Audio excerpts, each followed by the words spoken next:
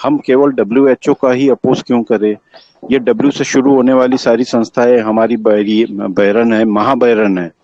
आप इसमें world economic forum कर लो, है ना, WHO कह लो, जितना भी W से शुरू हो रहा है, और ये हमारा भ्रम है कि हम आज आजाद है। It's just a transfer of power given by the Britishers from white Britishers to black Britishers. आपने बड़ा अच्छा उदाहरण किसी ने भी बताया, जलियांवाला बाग में गोली मारने वाले भारतीय हिंदुस्तानियों को गोली मारने वाले हिंदुस्तानी थे। तो हमारे समाज में ये जागरूकता उस समय भी आई थी क्या, कि हम ये पुलिस वाले की जो नौकरी, जो अंग्रेजों की नौकरी कर रहे हैं, उनको पकड़ पकड़ के क्यों ना मारे? हम क्यों उधम सिंह जनरल डायर को मारने के लिए वहां तक चला गया, है ना? तो ये सोचनीय विषय जो है, ये सोचो तो एक उचित दिशा में सोचो। हम अभी भी सिस्टम में रह के सिस्टम का विरोध करेंगे तो सिस्टम तो कभी भी अपने पैरों तले हमें रोनने के लिए तत्पर है। किसी न किसी रूप में रोन दिए जाओगे। और हम आउट ऑफ द बॉक्स जब सोचेंगे ना, क्यों ना हम सिस्टम को ही जूती बना के पहन ले। क्यों ना अब तक हम जनता का, हिंदुस्तानियों का भेजा फ्राई करके सरकार ने खा लिया है पिछले 3 साल से। अब सरकार का भेजा होना और प्लेट हमारी होना, इससे कम पे कोई समझौता नहीं होना चाहिए। दिशा और दशा बदलो। ये सिस्टम में रह के तो कभी कुछ नहीं होने वाला है। एक और गांधी पैदा हो जाएगा, एक और नेहरू पैदा हो जाएगा, फिर उसको एक अच्छी सी पोस्ट दे दी जाएगी और फिर उसको नेता घोषित कर दिया जाएगा। फिर अगले अगले 99 साल के लिए फिर से लीज पे मिल जाएगा भारत। यही होगा, इसके अलावा कुछ नहीं होगा। देखिए, इसमें दो बातें हैं ना। आपने जो बातें कही कि जितने भी WHO के अलावा, मैं अभी ये बात कह चुका हूँ, शायद आप लेट जुड़े हैं और आपको पहले भी कई बार कह चुके हैं, फिर कहना चाहता हूँ। जितनी भी वैश्विक संस्था है, जितने भी वैश्विक संस्था है, चाहे वो WHO हो, चाहे UN हो, चाहे यूनेस्को हो, चाहे आपका वर्ल्ड इकोनॉमिक फोरम हो, चाहे वर्ल्ड बैंक हो, जितनी भी संस्था है, ये सब के सब संस्थाएं विकासशील देश और अर्धविकसित देशों को अपने नियंत्रण में लाने के लिए हैं। विकसित देशों की साजिश वाली संस्था है, हमें इन किसी भी संस्थाओं में नहीं रहना है, नंबर 1। नंबर 2, अभी आपने एक बात कही कि क्यों नहीं हम पुलिस को मारे, है ना, क्यों नहीं हम प्रशासन को मारे, है ना। देखिए, यहाँ पर दो बातें हैं। ये सिविल वॉर है, इसी को सिविल वॉर कहते हैं कि जब जब लोग जो है अपने प्रशासन को मारना शुरू कर देते हैं या पुलिस वालों को मारना शुरू कर देते हैं, है ना। तो अब ये लेकिन क्या होता है कि कोई भी बात जब होती है, जब युद्ध जब होता है, तो युद्ध में हमेशा दोनों पक्षों को नुकसान होता है। जैसे कि महाभारत का युद्ध हुआ, एक तरफ कौरव थे, एक तरफ पांडव थे। आप समझ के चलिए कि एक तरफ 11 अक्षौहिणी सेना थी, एक तरफ 7 अक्षौहिणी सेना थी। 11 और 7 अक्षौहिणी का अलग अलग मतलब होता है। अगर मान लो 1 लाख भी मान लो, तो एक तरफ 11 लाख थे, एक तरफ 7 लाख थे। 18 लाख लोगों ने युद्ध लड़ा। वो युद्ध जब समाप्त हुआ तो 18 लोग जीवित बचे, बाकी सब मारे गए। तो कहने का मतलब ये कि अगर हम अपने ही पुलिस वालों भाइयों से लड़ते हैं या अपने ही प्रशासन के लोगों से लड़ते हैं, तो निश्चित तौर से उनका काउंटर अटैक भी हमारे ऊपर आएगा। ये तो महाभारत से भी बड़ी महाभारत हो जाएगी, एक सिविल वॉर हो जाएगा।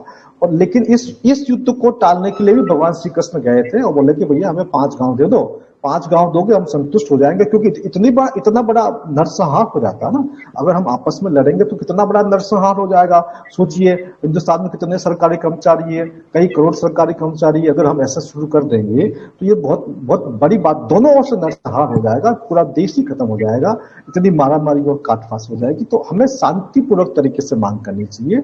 सरकार से हमें कहना चाहिए, देखिए हम किसी भी युद्ध को टालना चाहते हैं और किसी भी संभावित संघर्ष को टालना चाहते हैं, किसी भी सिविल वॉर को हम टालना चाहते हैं। हमारी ये छोटी छोटी मांगे सिर्फ इसलिए है कि आपको अपनी गलती का एहसास करा दें हम कि आप गलत थे, और साथ में कुछ कंपनसेशन दे दें।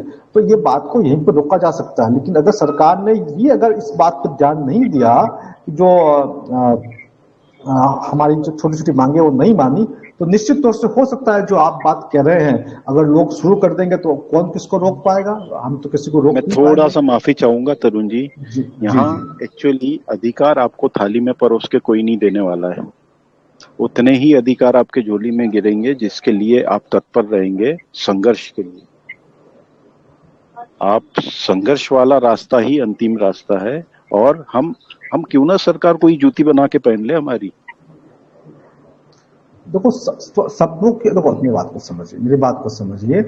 जूती बना के पहनने का कोई विशेष अर्थ नहीं निकल पा रहा है। आप इस बात को थोड़ा सा और स्पष्ट करें कि आप क्या चाहते हैं, बात को समझिए, शब्दों को स्पष्ट कीजिए। हाँ, स्पष्टता से ज्यादा ज्यादा स्पष्टता से यदि कहे तो क्यों ना हम एक जैसा सिविल डिसोबीडियंस है, हमें कोई लेना देना ही नहीं है तंत्र क्या करता है, हम इस तंत्र से ही बाहर निकल जाए। हम अपने आप को स्वयं घोषित एक मिनी सरकार के रूप में बर्ताव क्यों ना शुरू कर दे। हम खुद ही सरकार है, हमें सरकार की क्या जरूरत है, सरकार से हम है या हमारी वजह से सरकार है, तो क्यों ना हम खुद ही एक मिनी सरकार के रूप में बर्ताव शुरू कर दें। हम एक इस तरीके का disobedience, because law is also written in between the lines. और दरखास्त क्यों करनी है आपको विनंती क्यों करनी है भाई, ये आपका एक मनुष्य के रूप में ये आपका मौलिक अधिकार है, और मौलिक अधिकार का हनन हुआ है, और ये हनन आगे भी चलता रहेगा जब तक आप सिस्टम को फॉलो करोगे। तो system guarantees nothing, only the pattern and the working style of system will change. Just अब एक भ्रम यह है कि हम आजाद देश है, तो आजादी तो ही नहीं अभी भी, वरना क्यों एलिजाबेथ के मरने पे हमारा झंडा झुका रहेगा, क्यों बिल क्लिंटन से आके आपके गवर्नमेंट आरबीआई के गवर्नर से मिलता है, इस पे कोई बोलना नहीं चाहता, इस पे कोई प्रश्न नहीं पूछना चाहता। RBI itself it's not a bank at all, it's just A company, it's a corporation. तो ये जब तक हम डीएनबी साइट पे जाके देखोगे तो government of India is a trust. तो ये क्या आप कह रहे हैं, यदि अब की बार जो बात होनी चाहिए ना, वो not a trust for once and all होना चाहिए, it's for once and all होना चाहिए। It's a company, okay, it's a company, and if it's a company तो why we are what has the company to do with my personal life? I am a soul embodied in a human body and I have my rights given by the universe. हम कहीं आपका सवाल खत्म हो गया तो बातें कर रहे हैं आप सवाल अपना। हाँ जी, अब मैं विराम देता हूँ, आप कहिए, कहिए। हाँ जी, तो सिविल डिसओबीडियंस कुछ कहना चाहूंगा डॉक्टर साहब, एक मिनट इनका मैं जवाब दे दूं। हाँ, आपका नाम क्या है जो अभी नेक्स्ट बोल रहे हैं? मेरा नाम सिद्धार्थ है, मुंबई से। सिद्धार्थ जी, बस हाँ, एक मिनट वेट कीजिए, मैं इनका जवाब देके फिर आपकी बात पे आते हैं, है ना। देखिए, सिविल डिसओबीडियंस मूवमेंट भी एक आपकी बात सही है, लेकिन दैट इज लास्ट वन, है ना। जब हमारी कोई बात नहीं सुनी जाएगी तो निश्चित तौर से सिविल डिसओबीडियंस तो अपने आप ही हो जाएगा। जब लोगों की बातें नहीं मानी जाएगी तो लोग अपने आप ही जो इन लोगों सरकारों की बातों को मानना बंद कर देंगे, है ना। तो हम सिविल डिसओबीडियंस तो पक्का करेंगे हम, ये तो अगर सरकार को हमारी बात समझ नहीं आती है तो वो कहीं ना कहीं है तो हमारे सेवक हैं। तो ऐसी स्थिति में सिविल डिसओबीडियंस भी हो सकता है इस देश के अंदर, वो एक सिविल वार भी हो सकता है इस देश के अंदर। तो सरकारों को उसके पहले एक चेतावनी देनी आवश्यक है, सरकारों को बताना बड़ा जरूरी है कि भैया देखिए, आप लोग सुधार कर लीजिए, आप लोग सुधर जाइए। नहीं सुधरेंगे तो निश्चित तौर से उनको पता है कि भाई अगर संख्या बढ़ती है, संख्या जब सिविल डिसओबीडियंस के लिए आपके पास करोड़ों लोग होने चाहिए, तो वो एक दिन में इकट्ठे तो होंगे नहीं, वहां तक मैसेज पहुंचाना पड़ेगा। तो वो मैसेज, वही काम चल रहा है अभी जो हम प्रोटेस्ट कर रहे हैं, इसके पीछे कई सारे लक्ष्य पूरे हो रहे हैं।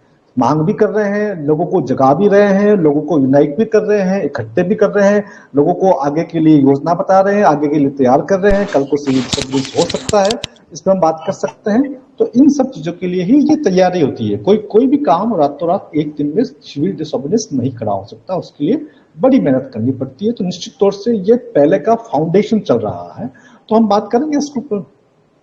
सिद्धार्थ जी।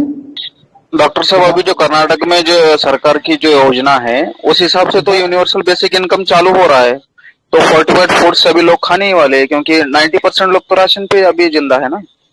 तो उसमें तो जीएमओ आ ही गया ना। हम अपने देश से खिलाए या दूसरे देश से फूड लाके खिलाए? आपका सवाल क्या है, ये तो आपने बताया, सवाल क्या है आपका? अभी जो दूसरी उनकी योजना है यूनिवर्सल बेसिक इनकम की, तो वो तो स्टेट गवर्नमेंट से जनरेट होने वाले है ना, क्योंकि यहाँ पे जो सरकार सभी पॉलिसीज देने वाली है। तो ये तो आपने एक सूचना बताई, आपका क्या सवाल है? अगर हम इस वैक्सीन, अभी जो वैक्सीन के अगेंस्ट में हम लड़ने वाले हैं, तो जब ये सभी सर्विसेज स्टेट गवर्नमेंट बंद करने के लिए कुछ कहेंगी या और कोई वैक्सीन डोज लाएगी, तो ये जनरली लोग लेने ही वाले हैं ये सर्विस लेने के लिए। तो आप ये कहना चाहते हैं हम कुछ नहीं करें, बंद करना, आप क्या कहना चाहते हैं बताइए, स्पष्ट कीजिए ना। नहीं सर, मेरा कहने का तात्पर्य ये था कि हमें कुछ तो भी स्ट्रिक्ट लड़ाई के तौर पर उनके साथ डिस्कशन करना चाहिए, ना कि कंपल्सरी से कुछ हो। नहीं तो आप क्या लड़ाई करना चाहते हैं बताइए, आप स्पष्ट कीजिए क्या लड़ाई करना चाहते हैं। तरुण सर,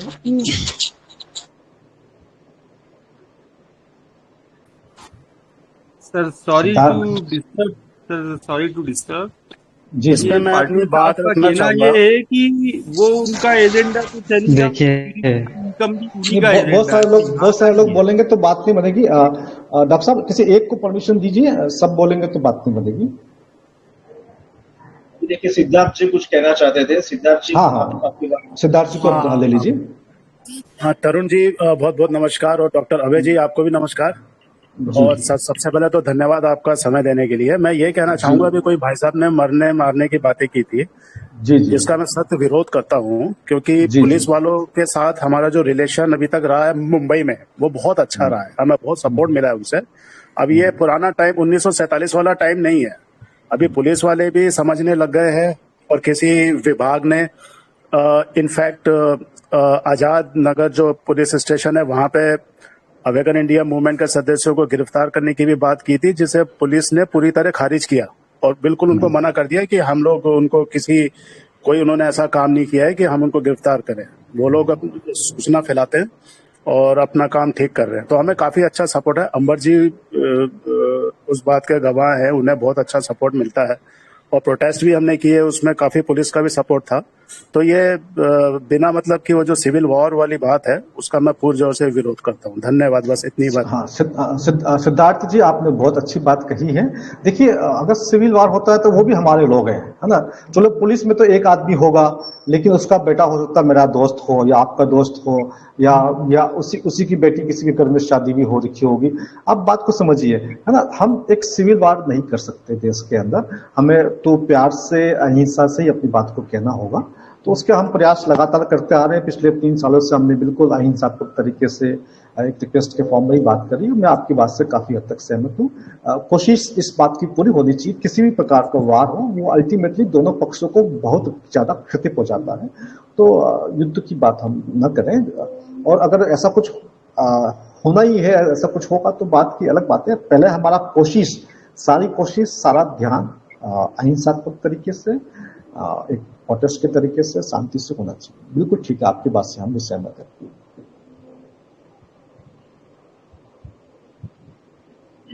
आई थिंक अभी हमारे 1.25 घंटे तक हो गए। 1-2 सवाल और बाद में हम विराम लेंगे। जितने भी नए लोग जुड़े वो हाँ, बाद कोई में बात बात नहीं। करें। हाँ, कोई बात नहीं ना, क्यों जो नए लोग हैं ना वो अभी जानकारी ले, एक बार समझे कि क्या हो रहा है, कब से हो रहा है, हम लोग कब से काम कर रहे हैं, क्या है। हाँ, वो कोई पहले जानकारी। हाँ, पहले तरुण जानकारी सर, ले, वंदे मातरम। हाँ जी जी, वंदे मातरम। वंदे मातरम सर।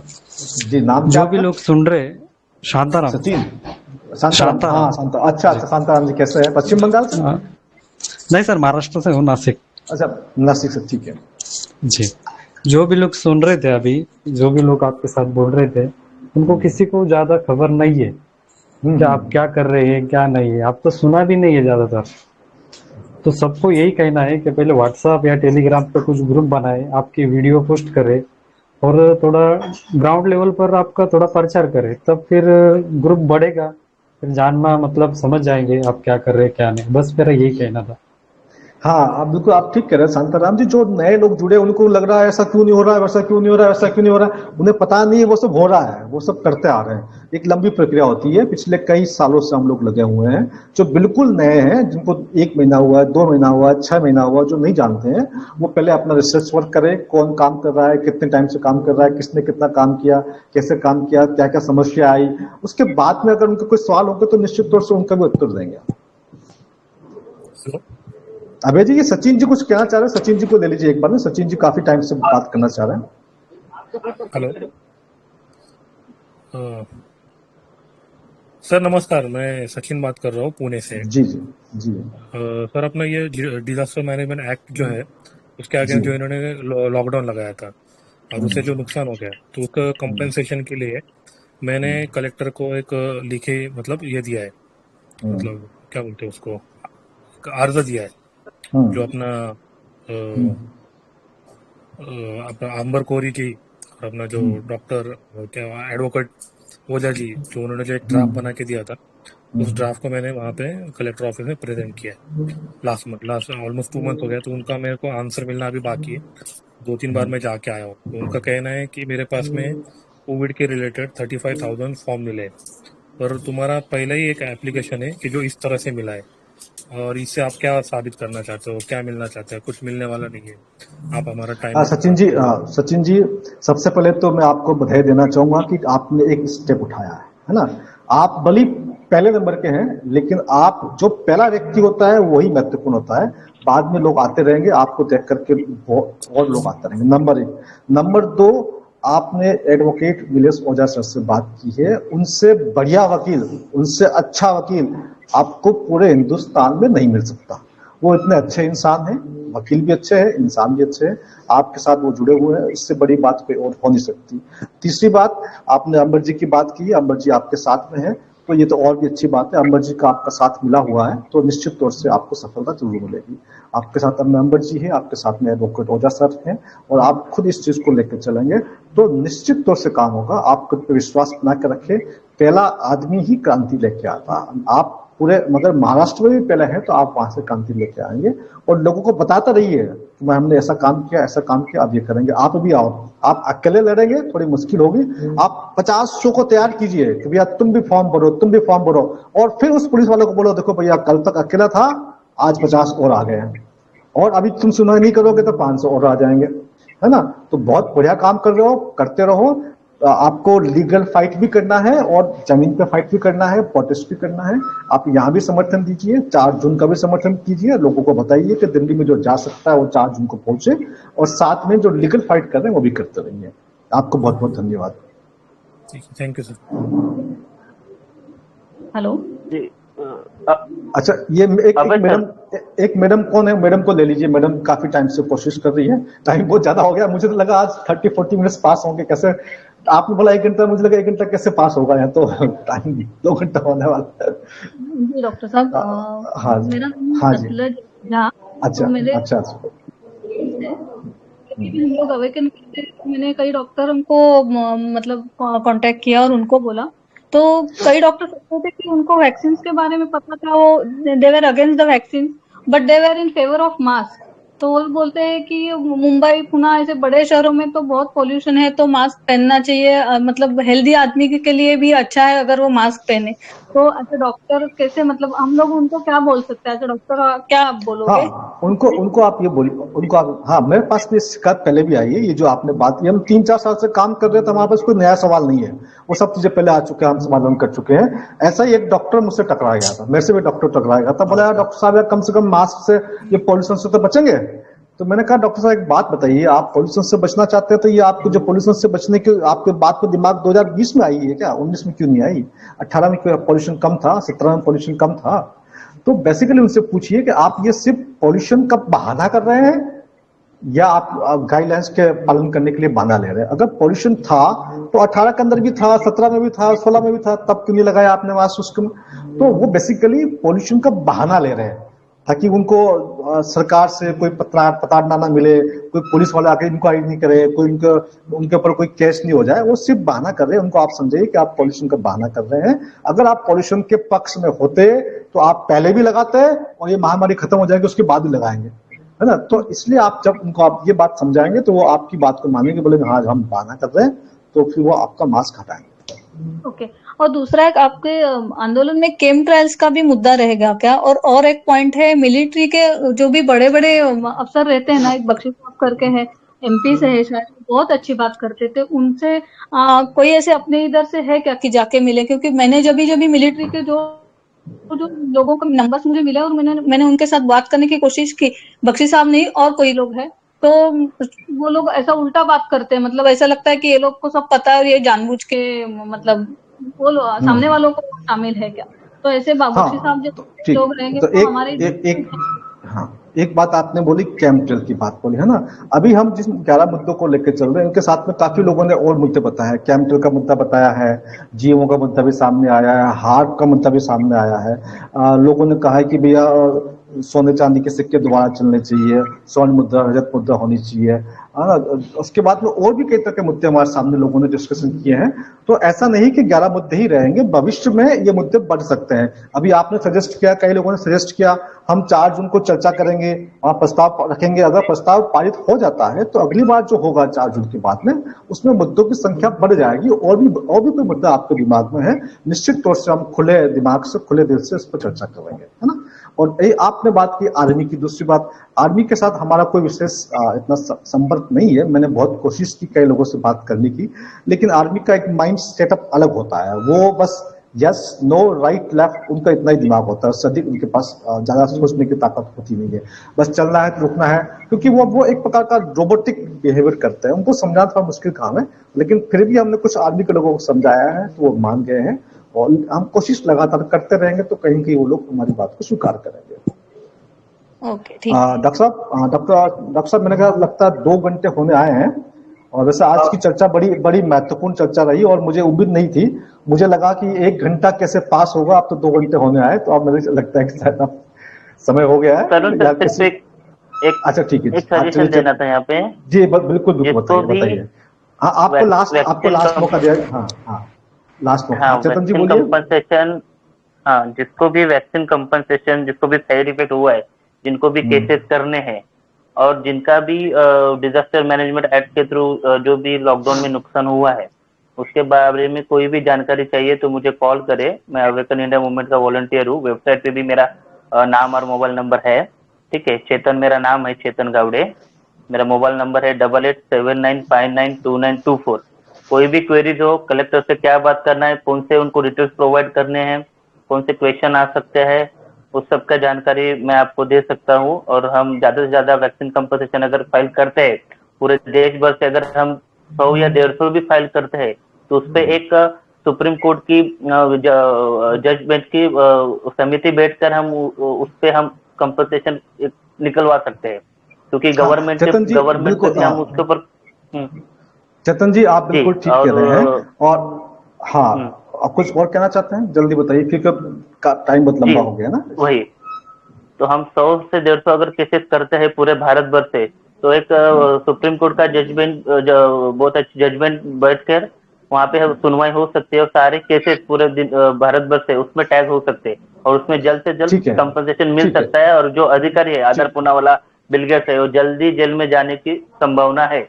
तो किसी को भी क्वेरी है तो मुझे कांटेक्ट कीजिए, आपको मैं बिल्कुल ठीक है।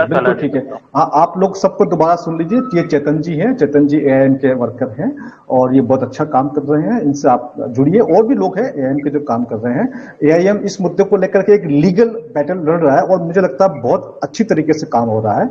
एआईएम बहुत अच्छी तरीके से काम को कर रहा है। एक लीगल काम वो कर रहे हैं, पब्लिक प्रोटेस्ट हम लोग कर रहे हैं। तो दोनों की तरफ से सरकार पे जबरदस्त प्रेशर बिल्डअप होने वाला है। और हम कोई अलग नहीं है, हम साथ हैं, हम सब एक दूसरे के साथ है। अंबर भाई भी हमारे साथ में है, एडवोकेट ओझा सर भी हमारे साथ में, हम उनके साथ में, वो हमारे साथ में है। अलग नहीं है, बस ठीक है, एक लीगल फाइट भी होनी चाहिए, पब्लिक फाइट भी होनी चाहिए। हम मिलकर काम करेंगे। और कोई भी अगर लीगल फाइट करना चाहता है तो एआईएम के पास अपनी टीम भी है, लोग भी है, लीगल एक्सपर्ट्स भी है, वहां से जाकर के फाइट करें। 50, 100, 200, 500 केस अगर हो गए देश के अंदर तो पूरी की पूरी शासन प्रणाली हिल जाएगी। उसके बाद तो मजबूर होकर के सुप्रीम कोर्ट को भी कोई कमेटी गठित करनी पड़ेगी। बिल्कुल ठीक बात है, जायज बात है, सही बात है, मैं समर्थन करता हूँ। बहुत बहुत धन्यवाद आपको इसके लिए। Thank you. हेलो, आप बंद कर रहे हैं मेरे ख्याल से। सर चेतन सर का नंबर दोबारा रिपीट किया जाए तो अच्छा होगा सर। चेतन जी अपना नंबर एक बार दोबारा बताइए। ग्रुप में सेंड कर देंगे, वो ग्रुप में सेंड कर देंगे। अच्छा ठीक है, चलिए ठीक है। अभी बहुत टाइम हो गया, अभी सर ने बहुत टाइम दिया अपने को, तो दो घंटे हुआ। Okay sir, thank you sir, group में दे दीजिएगा सर। ठीक है सर, ओके। अच्छा, ये वीडियो सबको अलग अलग प्लेटफॉर्म पर भी भेज दीजिएगा ताकि लोग इससे उनके सवाल जवाब भी सब हो जाएंगे एक साथ में। जो नहीं आ पाए वो भी सुन लेंगे, अपना सवाल जवाब समझ लेंगे उस चीज को ना। बहुत बहुत शुक्रिया डॉक्टर कोठारी सर जी। आपको बहुत बहुत धन्यवाद कि आपने मतलब ये पूरा ऑर्गेनाइज किया, आपने ये पूरा बनाया कि हमें लोगों से बात करनी है, लोगों के साथ चर्चा करनी है। बहुत बहुत धन्यवाद। और आपको धन्यवाद और आपकी जो पूरी एआईएम की जो टीम है उस टीम को बहुत बहुत धन्यवाद। और मैं उम्मीद करता हूँ कि जो अगला 4 जून का जो हमारा प्रोटेस्ट है उसमें एआईएम का पूरा सहयोग मिलेगा। तो 4 जून हम मिलते हैं और तब तक ये जो आंदोलन को और भी मजबूत करते जाएंगे, डायरेक्टली इन्वॉल्व होके इनडायरेक्टली इन्वॉल्व होके इसको मजबूती पे लेके जाएंगे और सक्सेसफुल करेंगे। धन्यवाद सबको।